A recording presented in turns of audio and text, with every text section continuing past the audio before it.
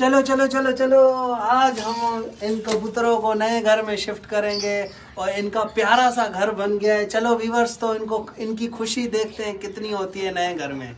चलो वीवर्स, तो इनका केज बन गया है, इनको शिफ्ट करते हैं अभी। तो ये ही हमारे कबूतरों का प्यारा केज। आज देखते हैं, इनको शिफ्ट करते हैं। वीवर्स कैसे खुश होते हैं माशाल्लाह से, देखते हैं।